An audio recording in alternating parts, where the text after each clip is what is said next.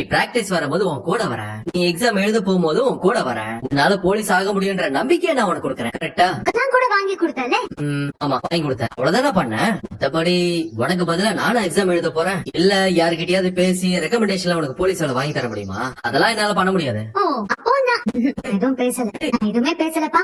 இல்ல, நீயே பேசு. நீ ஒரு விஷயம் பேசினாலே அதுக்கு நான் என்ன பதில் சொல்லுவேன்னு தெரிஞ்சுக்கிட்டு அதுக்கு பதிலா நீ என்ன பதில் சொல்லலாம்னு முடிவு பண்ணிட்டு தானே பேசுவ. சரி, நம்ம வந்து வேலையை பாக்கலாமா? பாக்கலாமே. ஆனா இன்னைக்கு நம்ம ஜாகிங் எல்லாம் பண்ண வேண்டாம். இல்ல, கிரவுண்ட்ல புல் எல்லாம் ஃபுல்லா வளர்ந்துருக்கு. ராத்திரி மழை வேற பெஞ்சுது, மாய்ஸ்சர் அதிகமா இருக்கும். ஜாகிங் போனா கண்டிப்பா வழுக்கி விழுந்துருவேன். வேற ஏதாவது பண்ணலாமா? ஸ்ட்ரெச்சிங் அந்த மாதிரி? வேற எதுவும் பண்ற மூட்ல நான் இல்ல. எனக்கு ஜாகிங் தான் வேணும். இல்ல ராஜி, நான் எதுக்கு சொல்றேன், எதுக்கு நான் என்ன பண்ணணும் என்ன பண்ணக்கூடாதுன்னு சொல்லிட்டு இருக்கீங்க. என்ன பண்ணணும்னு எனக்கு தெரியும், நான் பண்ணிக்கிறேன். நீங்க இங்க உட்காருங்க. அப்படியா? உட்காருனா உட்காந்துதான் பண்ணல.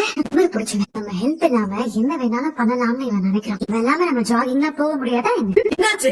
அதான் தெரியலையா, விழுந்துட்டேன். ஐயோ, நான் தான் ஓட வேணாம்னு சொன்னல. எல்லா இடமும் ஈரமா இருக்கு. உனக்கு ஏதாவது பெருசா அடிபட்டு இருக்கா? கை காலு எங்கேயாச்சும்?